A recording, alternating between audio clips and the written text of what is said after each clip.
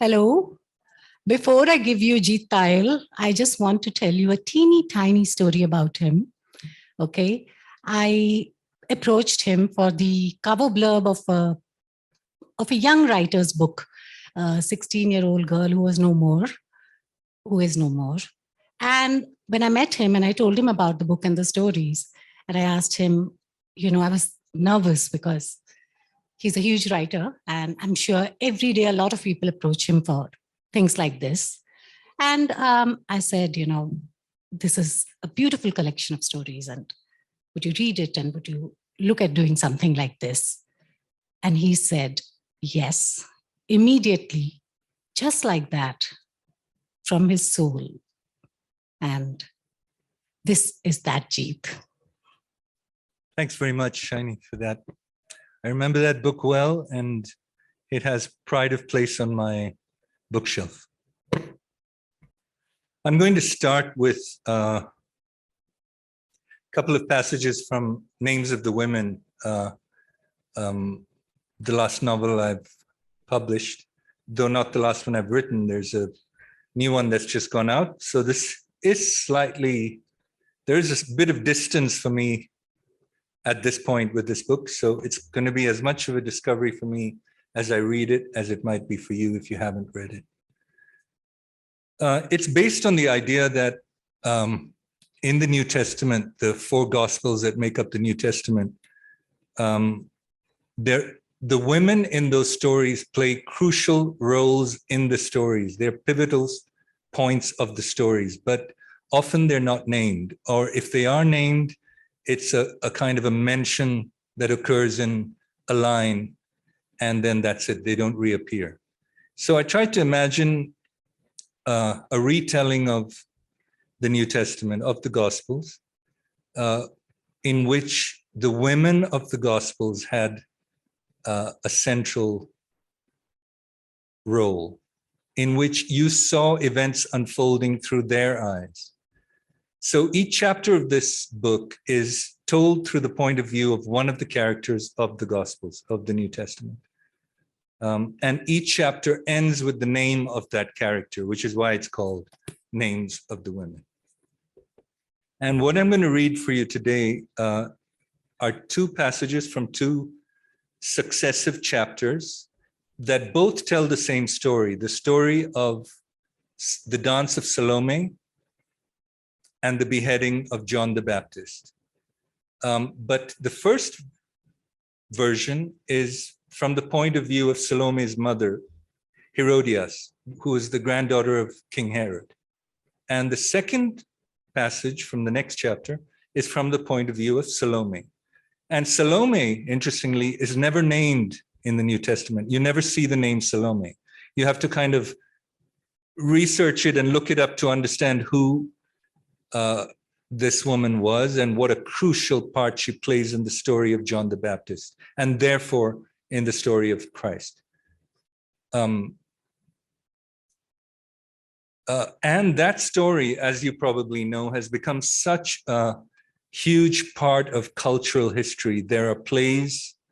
Oscar Wilde wrote a play which called Salome, which has those beautiful illustrations by Aubrey Beardsley of Salome holding the head of John the Baptist.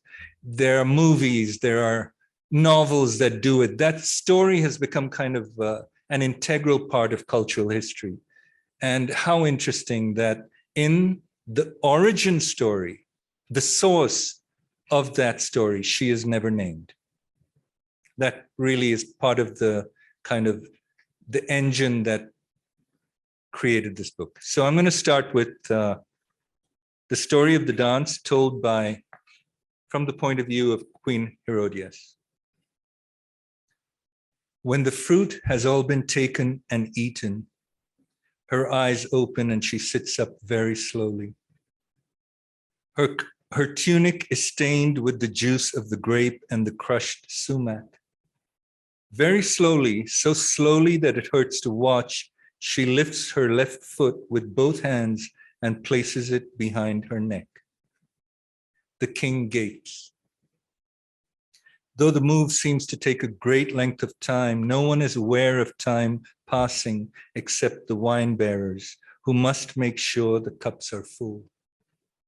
They have been told to keep their eyes averted from the dance. Then, slower still, each breath the length of a glacial age, her right foot also finds the back of her neck until she is balanced only on her hands. Twisted thus, precariously balanced so that a puff of breath would topple her, she turns herself a quarter way around until her back is to the king. The room has fallen silent. The lords and commanders are frozen into their positions at the table. She makes it look comfortable, the impossible shape her body has taken. It's only when they look closely that they see the strain on her face and her breathing. With her legs lifted and parted and locked into place, she is the picture of female desire. And each of the guests suddenly understands the meaning of slowness. They understand that if you think of time as a shapeable thing, then that is what it becomes. Your pet and your slave. They understand what it means to be the master of your body, every blood vessel and beat, to be the kind of person who commands time and the body into slowness. There is a pause the length of another glacial age. She makes one more quarter turn and then another, the final turn, which leaves her facing the king at last, her eyes on his, her weight balanced on her palms, her small body folded into the unnatural shape.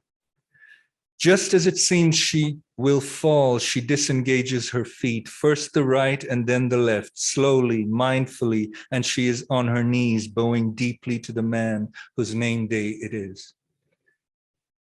The guests have not said a word during the performance. They haven't moved. Some have stopped breathing. Now they erupt into shouted applause. There is the sound of chairs scraping on the floor and relieved laughter, but the king appears frozen into displeasure, as if he has seen the end of the world and the end of his reign, the dissolution of his flesh and the flesh of those he loves.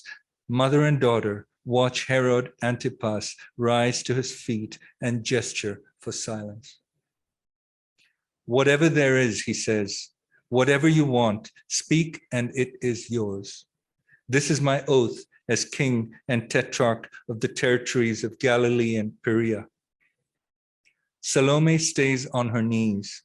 Her head is bowed and her eyes are closed, the red-tipped hands braced on either side of her. Whatever you wish for is yours, says the king, his eyes moist. She steps from the table and walks barefoot across the red stone floors to her mother. Mother and daughter whisper together for a long time, an urgent back and forth. Then, very slowly, as if she were still in the grip of the performance, Salome turns to the king and asks for the head of the baptizer. She wants it dressed in the kitchen and brought to her on a platter. There is more laughter from the guests and shouts of approval. The queen demands silence. Ask for something else, anything else, says the king, not this. But her good daughter insists on the terms of the arrangement. She reminds him that he said he would give her anything she wants, and this is what she wants, the head of John. Won't you give it to me, she says, falling to her knees, her great eyes imploring the king. The guests watch silently, unwilling to interrupt the sudden turn of events. When Herod gives the order to his guards to rouse the executioner, it seems entirely in keeping with the day. The queen sighs, a sound of pure contentment. The executioner is a soft-spoken man with a terrible hangover. He mutters quietly as he sets about to find a handsaw and two assistants hold the prisoner down. John, told that Salome has asked for his head, is on his knees when the men arrive. There is a woman crouched by the bars of the cell, talking to him in urgent tones. They make her leave. The assistants hold him while the executioner saws at his dirt-encrusted neck. At first, John does not make a sound because he has sworn to remain silent. But when the saw cuts into his spine, he screams and they call for more guards. He is unexpectedly strong for an old man. His scream becomes a bellow and his struggles continue until a last column of bone is revealed. The saw, unable to find purchase, catches on the meat of his shoulder. The men who hold him are gummy with blood. When it is done, they take the head to the kitchen, the baptizer's long hair hanging from the executioner's fist. The head is washed and dressed and placed on a silver platter with a necklace of figs and sumac leaves. 2 cooks take the platter to the king, who gestures to his stepdaughter. She takes it around the room to the grunts and approval of the guests. The chief estates of Galilee are pleased.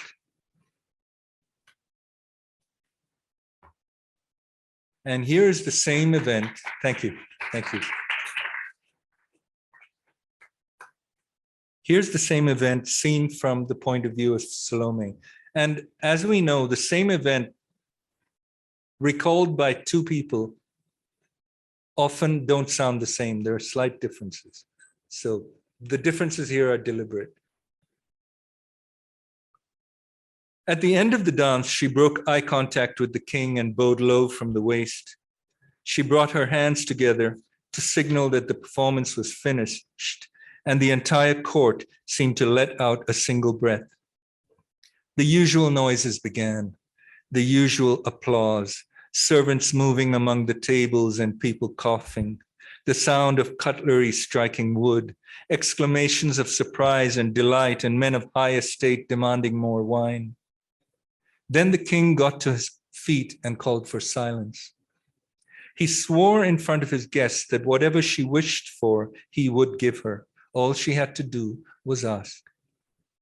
Barefoot, she climbed down from the table on which she had been dancing, and barefoot she walked across the red stone tiles to her mother. The 2 women whispered together. Tell him you want the baptizer brought up from the dungeons and brought to us here. Tell him you want to see the man whipped for his insolence. She smiled kindly at her mother. Is that all you want? She said. Tell him, said her mother. Don't you want something more? Tell him what I told you to say. The girl turned to the king and said, bring me someone's head on a dinner plate, a big dinner plate. Someone's head? The king faltered. Yes, said the girl, laughing, a big head on a big plate. She inclined her face to her mother, for she had forgotten the man's name. Her surprised mother whispered in her ear, such an inoffensive name, the ordinary name of an ordinary man. She would not say it, she did not want to know it. The baptizer, she told the king. I want his head on a fresh platter. Ask for something else, anything else, said the king, not this. But this is what I want. Riches, a retinue of slaves, a share of my kingdom, whatever you want, not this. She put her great eyes on his, the eyes that had learned their purpose from a mistress of the body arts. She said, won't you give it to me? The king shook his head. You gave me your oath, everyone heard. She waited, bored and impatient at her mother's side until a man's head was brought and placed on a low table. The eyes were crusted over. The neck wound still dripped its muck on the plate. The expression on his face, what was it? Not fear, but amusement. The boredom she had felt a moment ago was replaced by surprise. How was he still laughing at them, at her? Wide awake, she remembered her beloved aunt and asked her mother for a hairpin. She was not wearing one. Her hair had been left loose for the dance. Her mother took a pin out of her own abundant hair, a long pin with an ivory clasp.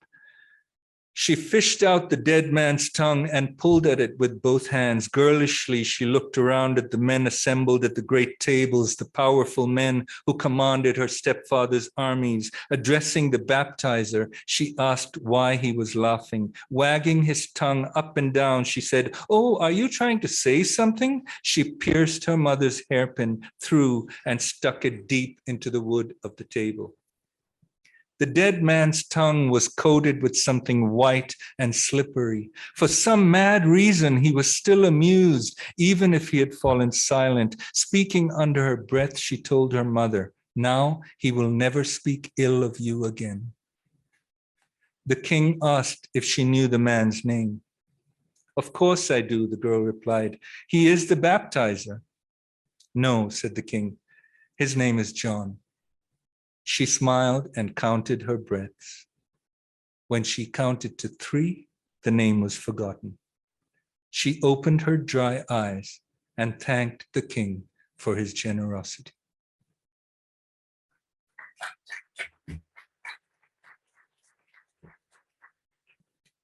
This is a poem called Old, which pretty much is as self-explanatory as it gets. And you have to hit the age of 50 or 60 to even write a poem like this. Old. The word went first, not the meaning, but the word. Before sight, before hearing. My hands continued their work, but without the exaltation, black carved into white became an insect's crawl across the wall, markings on a scroll buried in a jar, cuneiform from future Sumerians, never to be unearthed or deciphered. Like Saint Gregory at the end, how he'd take out his dentures, slam them on the table and say, "Nothing false in the mouth." Just so, when I spoke, I could not hear my voice. The hush was too deep and I was too far gone not to know the nature of the silence that became my boon companion. The wings of the angel of the end nearing me, nearing mine, lining the boys with quicklime, the air with tar and carbon, and the trees that fell like birds into the understanding that we are not benefactors, but gods, gleeful and mad, who pull the world down around us to sleep, sheets tangled at our feet.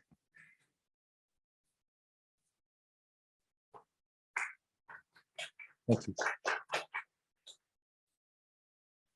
Depending on where your politics lie, there might be no applause for the next poem. This is called Wapsi. Next one and the one after that. On television, the new war blares. We sick bitches lick our wounds and try to recuperate. Cow logic, cowed rhetoric, cowardly assassinations replicate the way God dons armor in India in 2015. The earth picks at its scabs, old wounds made fresh, children crawl backward like crabs to the cradle, no light, no progress, only a cleansing of the unclean as defined by the Prime Minister's fringe masters. His beard drips grammar this morning. And though his fist pumps properly for the camera, he has lost faith in his tryst, his destiny.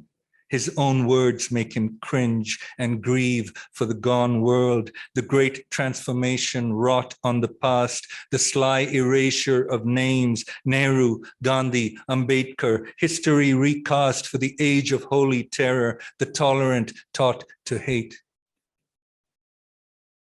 Why measure time with words when word is met with violence? How tame, how lame this line met with silence. How useless its meter and rhyme. Better far to speak to the birds whose voices grow in panic or pity as man's horizon narrows with his understanding and the sun shrinks to a tight band of porous saffron, loud enough to stun even him. the all-seeing deity. Wow, I'm surprised. Thank you. This is February 2020, one of a bunch of poems that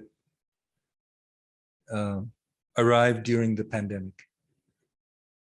And I guess it's about the body in the pandemic and about the body politic. February 2020. It's a ghazal. The climate's in crisis. To breathe is to ache in India. Too cold or too hot, we freeze and bake in India. They police our thoughts, our posts, our clothes, our food. The news and the government is fake in India. Beat the students bloody, then file a case against them. Criminals in power know the laws to break in India. Pick up the innocent and lynch them on a whim. Minorities will be taught how to partake in India. Hum dekhenge, the poet Fez once said, but if you say it, you're anti-national, you have no stake in India. Women and students and poets, they are the enemy. Come here, dear, we'll show you how to shake in India. The economy's bust, jobs are few, the poor are poorer. Question is, how much more can we take in India? When you say your prayers, make sure you pick the right God. Petitions to the wrong one, you must forsake in India. Jeet, if you don't like it here, Pakistan isn't far away. If you want to stay, shut up and learn to make in India. Oh, I wasn't going to read this, but why not? December 2020. It's another ghazal. 2020 is acuity of vision, a bane of the plague. It's the year we saw clearly the claim of the plague. The poor and the powerless were first to be forgotten, and the last. How else do you play the game of the plague? The corrupt and the cockroaches always will survive. Home ministers too, oh shame on thee, plague. Mandelstam's joke about Stalin's roach mustache got him sent to the gulag, a stain on the plague. Ferreira, Gadling, Dawale, Gonzalez, Rout, hounded, imprisoned, driven insane in the plague. Kalita, Narwal, Teltumbre, Wilson, Rao, Bharadwaj, Babu, Sen, Navlaka, say each name to the plague. Where did conscience go in India's new gulag? To the alley to sell itself for fame in the plague. Say nothing, hunker down, mask up, stay safe. There's no Jeet here, just your share of blame in the plague.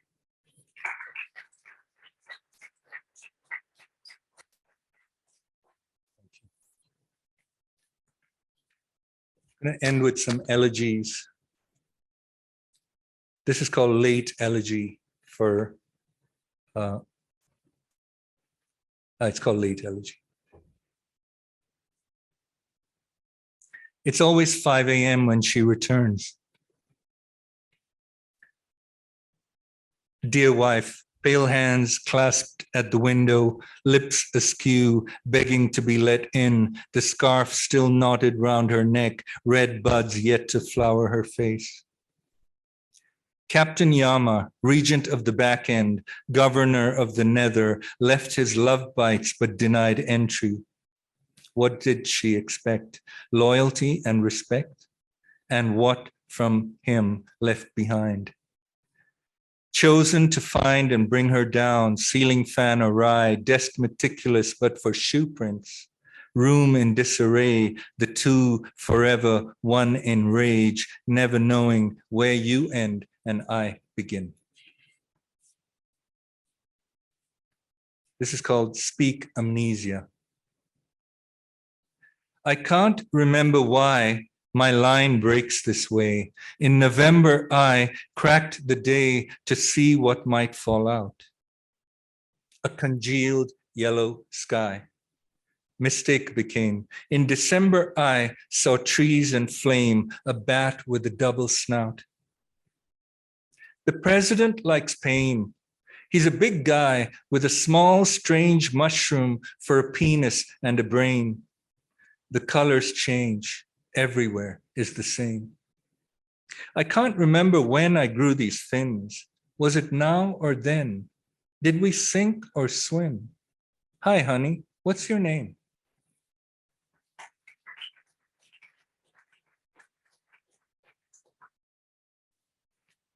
And I'm going to end with a poem dedicated to the lady that this auditorium that you're sitting in is named after.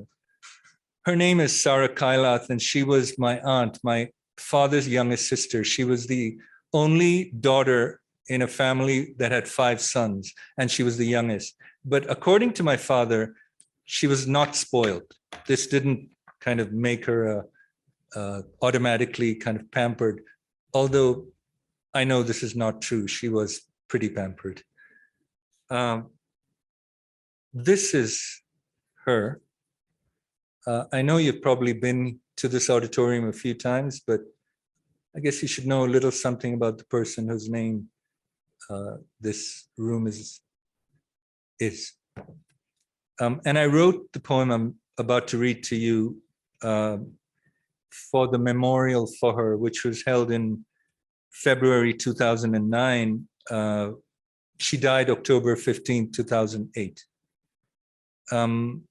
Just a couple of technical points for the poets in the audience.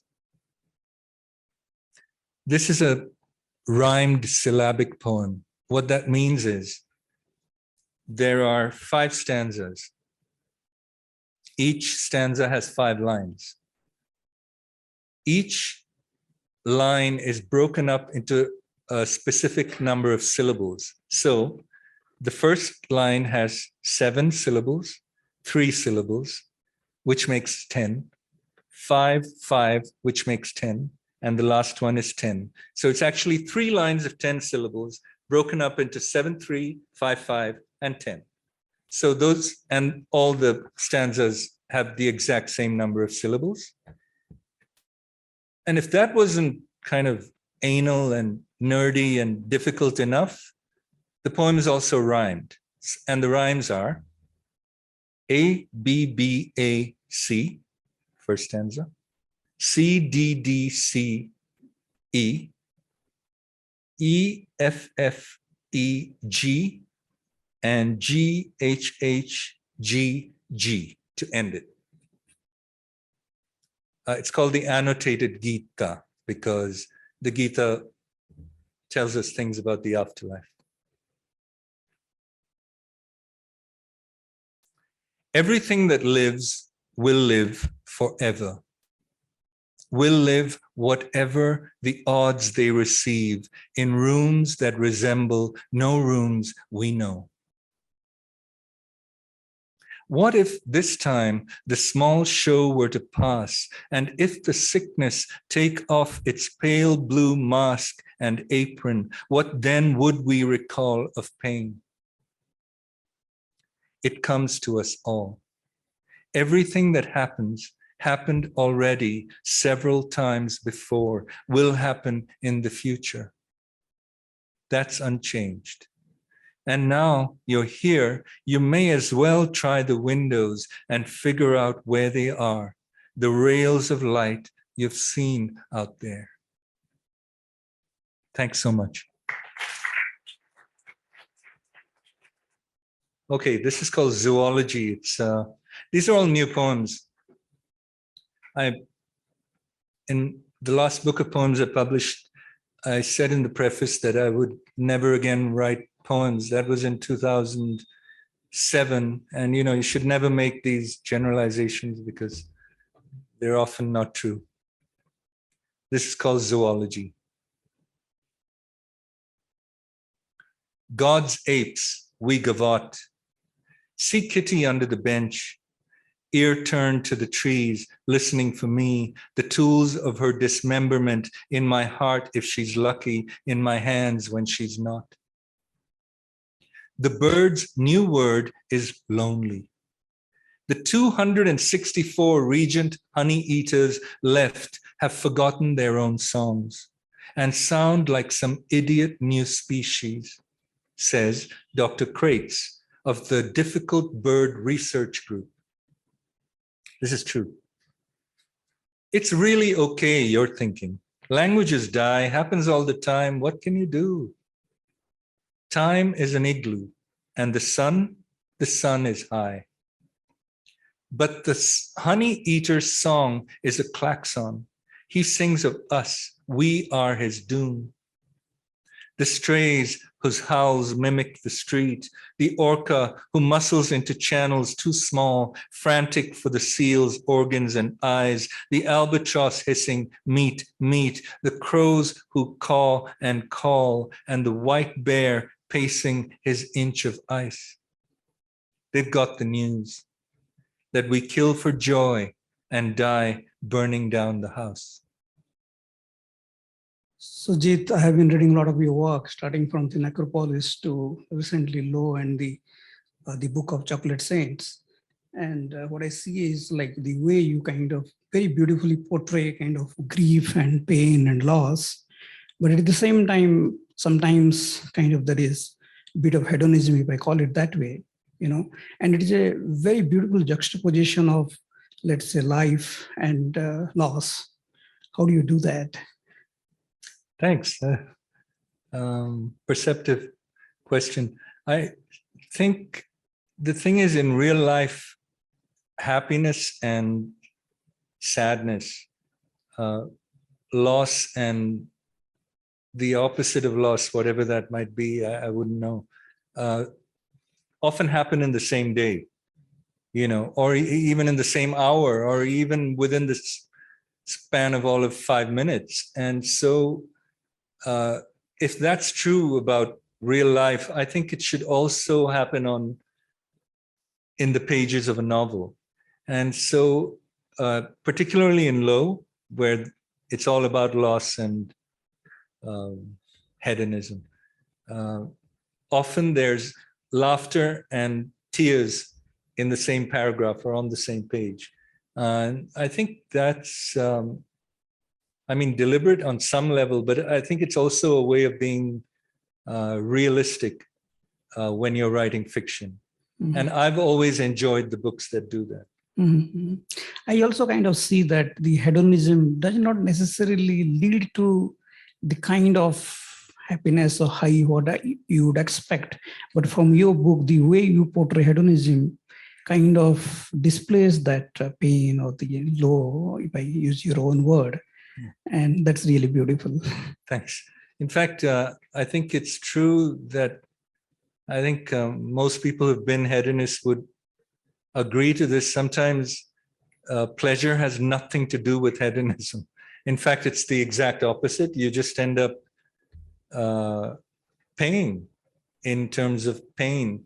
And I think, you know, it's a fact that the human system, and I mean the physical as well as the emotional and psychological system that we inhabit, it forgets nothing and it forgives nothing. There are consequences for every act of pleasure that you take in the world. At least, you know, that's been my experience. And I wish I'd known this as a younger person.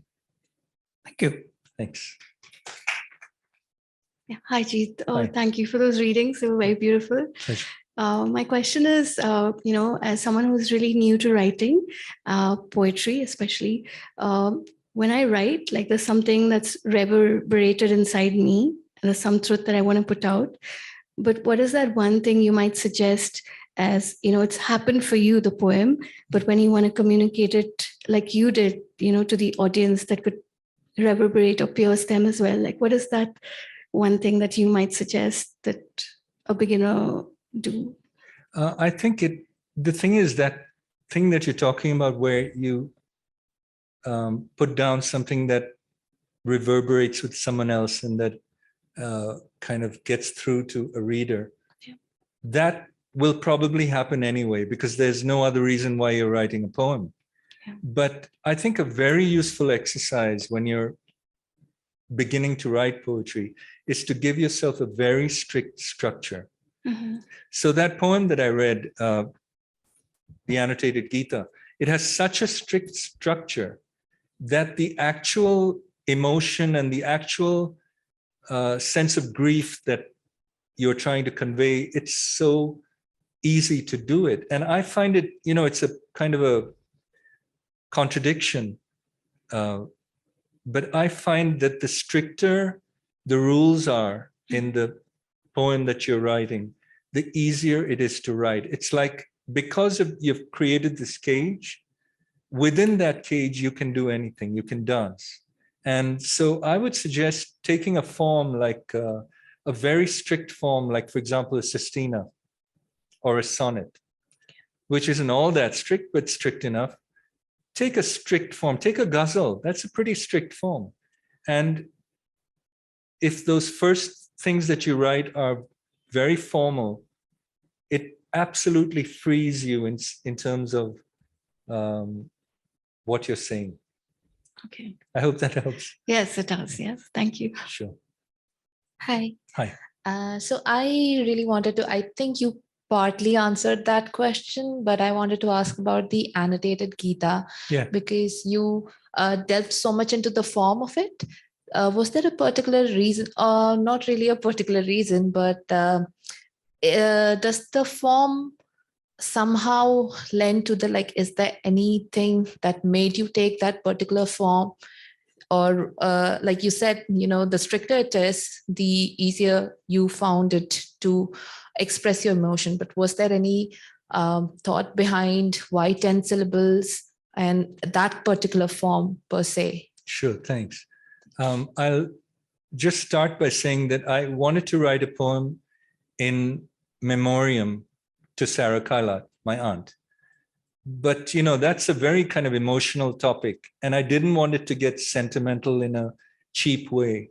So I thought the way to do this is to create a structure that is so fiendish, so fiendishly difficult and just ridiculous, that just doing that would make all the other stuff, it would just evaporate. So I thought, like the normal syllabic content of a line in English poetry from the 17th century onwards is 10 syllables. It's iambic pentameter. Okay, so it's 10 syllables, da-dum, da-dum, da-dum, da-dum. Yes, So I thought each stanza would have 3 lines of 10 syllables each, but then I wanted to set some kind of challenge. And so I broke up the first 2 lines into irregular yeah, lengths. 7, 3, 7, 3, 5, 5, 10. Right. And it was incredible. And then I thought I would rhyme it as well, Okay. just to make it slightly more difficult. And the thing is, the minute you do that, the actual poem writes itself. It happens so quickly. So, I mean, that's why I was saying to you as well, if you want to open a door into a poem, there's nothing more useful than to set yourself a very strict set of rules. So do you think,